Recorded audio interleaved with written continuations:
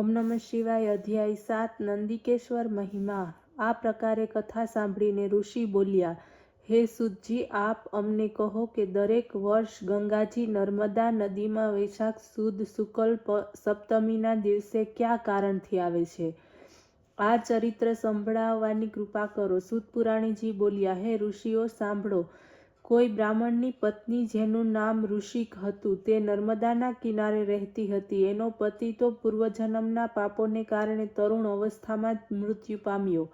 તે બાળ વિધવાને બીજું તો કાંઈ સૂઝ્યું નહીં. તે નંદિકેશ્વર મહાદેવની ભક્ત બની. એણે પાર્થિવ લિંગની સ્થાપના કરી. પછી નંદિકેશ્વર ભગવાનના પૂજન, ધ્યાન, વ્રત વગેરેમાં સંલગ્ન થઈ ગઈ. આ રીતે તેણે કઠોર તપસ્યા કરવાનું પ્રારંભ કર્યું. એ જ સમયે કોઈ મહાઅસુર દુષ્ટ આમ તેમ ફરતો ફરતો ત્યાં આવી પહોંચ્યો. તે ઘણો બળવાન તેમજ માયાવી હતો. એણે એ બાળ વિધવા તપસ્વિનીને જોઈ. એના રૂપ ઉપર તે મોહિત થયો. એની પાસે પહોંચીને અનેક પ્રકારના પ્રલોભનો આપતો. તે એને વિષય વાસના પૂર્ણ કરવાને માટે તે દુષ્ટ કામાંધ હતો. ત્યારે એમાંથી બચવા માટે તે તપસ્વિનીએ શિવની આરાધનામાં અધિક ધ્યાન લગાવ્યું. તેની તરફ જોયું પણ નહીં. એ જોઈને તે પાપી અધિક ક્રોધમાં આવી ગયો. તે કલ્યાણીને ભયભીત કરવાને માટે પોતાની માયા દ્વારા એણે ભયાનક રૂપ દેખાડ્યું. એને ડરાવી, ધમકાવી, એને પકડવાને માટે દોડ્યો. ત્યારે તે ભયભીત થયેલી તે બ્રાહ્મણ પત્ની ઝટપટ શિવમૂર્તિને લઈને બાજી પડી.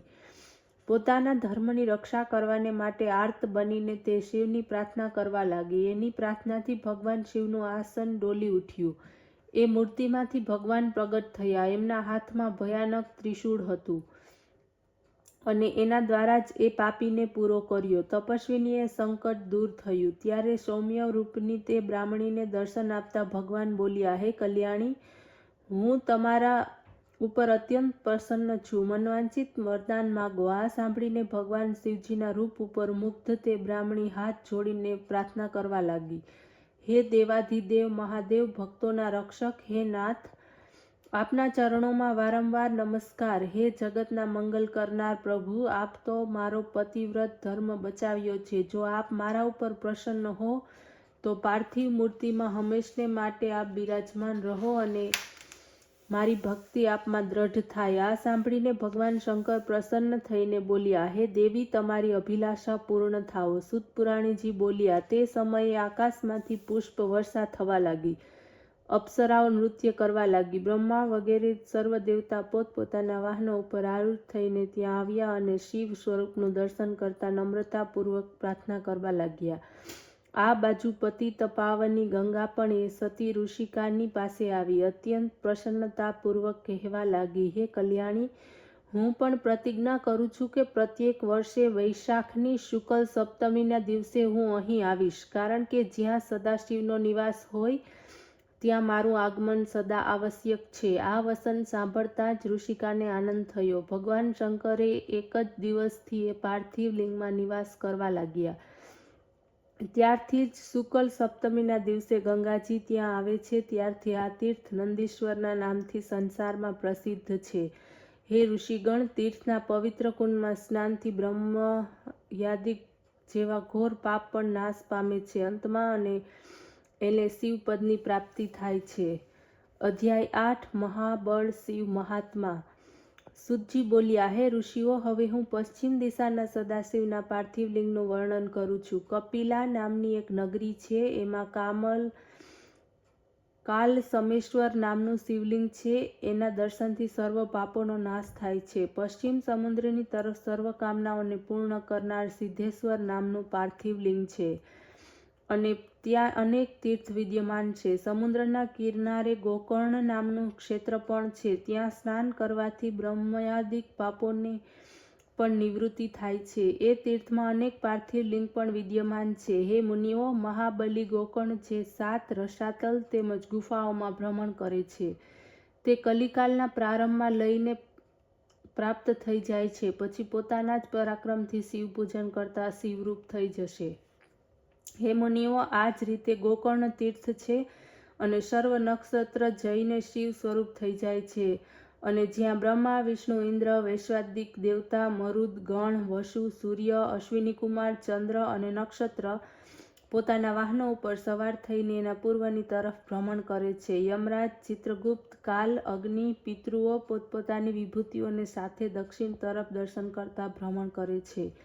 સાગરપતિ, વરુણદેવ, ગંગા, સિંધુ આદિ નદીઓ સાથે તીર્થની પશ્ચિમ તરફ ભ્રમણ કરતા દર્શનને પ્રાપ્ત કરે છે. કુબેર, પવન, ભદ્રકાળી, ચંડિકા તથા ભૂત, પ્રેત, પિશાચ વગેરેને સાથે લઈને ભવાની ઉપર તરફની દ્રષ્ટિ સદાશિવના દર્શનમાં મગ્ન રહે છે.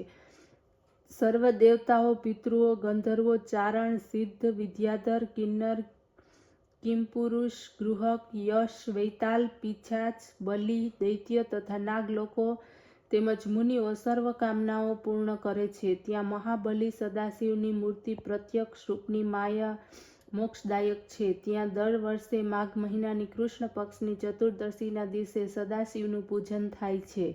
હે મુનિઓ, એના પૂજનથી એક ચાંડાલી પાપમાંથી નિવૃત્ત થઈ ગઈ અને શિવલોકને પ્રાપ્ત થઈ. અધ્યાય 9 ચાંડાલીની મુક્તિ. સુતજી બોલ્યા, હે ઋષિઓ, હવે હું આપને શિવપૂજન દ્વારા પ્રાપ્ત કરનાર ચાંડાલીની કથા સંભળાવું છું. તે ચાંડાલી પૂર્વજન્મમાં એક બ્રાહ્મણની કન્યા હતી. એનું નામ સૌમિની હતું. જ્યારે તે વિવાહને યોગ્ય થઈ તો એના પિતાએ એક શ્રેષ્ઠ બ્રાહ્મણની સાથે તેનો વિવાહ કર્યો. વિવાહની થોડી વારમાં જ વિષય વિલાસમાં પડી ગઈ. દિવસ રાત વિષય વિલાસમાં પડીને એણે પોતાના પતિને રોગી બનાવ્યો. કેટલાક દિવસ પછી એના પતિનું મૃત્યુ થયું, પરંતુ એની વિષય ભોગની લાલસા ન મટી. તે હવે સ્વતંત્ર તો થઈ ચૂકી હતી, પોતાના કામાગ્નિને કારણે વેશ્યા બની ગઈ. આ જોઈને એના પરિવારના લોકોએ ચોટલો પકડીને ઘસડતા ઘસડતા તેને નિર્જન વનમાં મૂકી આવ્યા. તે એ વનમાં ફરવા લાગી. આ પ્રમાણે ફરતા ફરતા એક દિવસ કોઈક એક શૂદ્રના દરવાજે તે પહોંચી ગઈ. શૂદ્ર એ યુવતીને જેવી જોઈ ત્યાં તો તે કામાસક્ત થઈ ગયો અને એ યુવતીને બીજું શું જોઈતું હતું. શૂદ્રની અર્ધાંગિની બનીને ત્યાં રહેવા લાગી. શૂદ્રની સાથે માંસ, મગ વગેરે અભક્ષ્ય વસ્તુઓ ખાઈ પીને દિવસ રાત વિષય ભોગવવા લાગી અને એક છોકરી પણ જન્મી. એક દિવસ તે શૂદ્ર કોઈ કામથી ક્યાંક ગયો હતો. તે સમયે શૂદ્ર ચાંડાલીને માંસ ખાવાની ઈચ્છા થઈ ત્યારે એણે મદ્યપાન કરી લીધું. પોતાના હાથમાં ઉઘાડી તલવાર લઈને તે નીકળી. કોઢમાં ગાય તેમજ મેઢું બંને નજીકમાં બાંધવામાં આવ્યા હતા. રાતનો સમય હતો. એ બરાબર હોશમાં ન હતી. ભૂલમાં તેણે મેઢુના સ્થાને વાછરડાને કાપી નાખ્યો. પછી ઘરમાં ઊંચકી લાવી ત્યારે તેને ખબર પડી કે પોતે વાછરડાની હત્યા કરી છે. પશ્ચાતાપ પણ થયો, પરંતુ માંસ ખાવાની લાલસા અને ભૂખ એને એકદમ સતાવી રહી હતી. આગળ પાછળનો વિચાર કર્યા વગર તે તો એને શેકીને આરોગી ગઈ. સમય આવતા એને મૃત્યુ સમય આવ્યો. યમદૂતો બાંધીને યમપુરી લઈ ચાલ્યા. યમરાજે એને ગૌહત્યારી સમજીને નરકની અનેક યાતનાઓ આપી. એ પછી એને કોઈ શૂદ્ર ચાંડાલને ત્યાં જન્મ થયો. એ ચાંડાલીનો ભયંકર કોઢ રોગ થયો. એ આંધળી થઈને જન્મી. કોઢને લીધે તેની પાસે કોઈ આવતું ન હતું. ભૂખ તરસથી પીડાતી તે ભટકવા લાગી. એક દિવસે તેણે કેટલાક યાત્રીઓને જોયા. એમની પાસે માંગવા માટે ચાલી. એ સમયે યાત્રીઓ અંદર અંદર સદાશિવના દર્શનની બાબતમાં વિચાર કરતા હતા કે માઘ વદ 14ના દિવસે શિવના અવશ્ય દર્શન કરવા જોઈએ. હવે ત્યાં જઈને દર્શન કરીશું. આ સાંભળીને ચાંડાલીએ પોતાના મનમાં નિશ્ચય કર્યો કે હું પણ ત્યાં પહોંચીને સદાશિવના અવશ્ય દર્શન કરીશ. ત્યારે આ જ ધારણા ધારણ કરીને ભીખ માગતી તે ગોકર્ણ ક્ષેત્રને માટે ચાલવા માંડી. એક દિવસ તે એ તીર્થ ઉપર પહોંચી ગઈ. માઘ કૃષ્ણ 14ના પ્રતીક્ષા કરવા લાગી. ત્યારે માત્ર એક જ દિવસ બાકી હતો. ત્યારે તે દિવસે ભૂખ તરસી કોઈ વાણિયાના દરવાજે પહોંચી. એ સમયે વાણિયાના હાથમાં બિલ્વપત્રના માંજર હતા. જ્યાં એણે ભિખારણનો અવાજ સાંભળ્યો ત્યાં જ એણે એની જોડીમાં માંજર નાખી દીધી. બિચારી ભૂખી ભિખારણે દુઃખી થઈને તે માંજર દૂર ફેંકી દીધા. તે મંજરી પૃથ્વી ઉપર તો ન પડી, પરંતુ તે સીધો મહાબળ સદાશિવના લિંગ ઉપર જઈને પડી. આ ચાંડાલીને 14ની રાત્રિના યાત્રાળુ પાસે વારંવાર માંગવા છતાં દેવયોગથી ક્યાંય પણ ભોજન મેળવ્યું નહીં. આ રીતે ચતુર્દશીમાં અજ્ઞાનપણામાં નિરાહાર પવિત્ર વ્રત તેનાથી થઈ ગયું. તથા પરમ આનંદને આપવાવાળું જાગરણ થયું. પ્રાતઃકાળે તે સ્ત્રી અત્યંત શોકથી વ્યાકુળ તથા દુઃખી થઈ ધીરે ધીરે પોતાના ઘરમાંથી બહાર નીકળીને ભૂખને કારણે રાતભર જાગતા એનાથી જાગરણ થઈ ગયું. ત્યારે સદાશિવ એના ઉપર પ્રસન્ન થયા. એને આત્મશાંતિ પ્રાપ્ત થઈ. શિવની ઈચ્છાથી એ દિવસે એનું મૃત્યુ થઈ ગયું. શિવ કૃપાથી એને માટે વિમાન આવ્યું. એમાં બેસીને તે શિવલોકમાં ચાલી ગઈ. હે ઋષિઓ, અજ્ઞાનતાના અથવા ભૂલથી સદાશિવનું કોઈ પણ રીતે પૂજન દર્શન થાય તો એના ઉપર આશુતોષ શિવજી પ્રસન્ન થાય છે. શ્રદ્ધા, ભાવ, ભક્તિથી કોઈ પણ મનુષ્ય મહાબળ શિવનું પૂજન અર્ચન કરે તો એને મોક્ષની પ્રાપ્તિ થાય છે. ઓમ નમઃ શિવાય.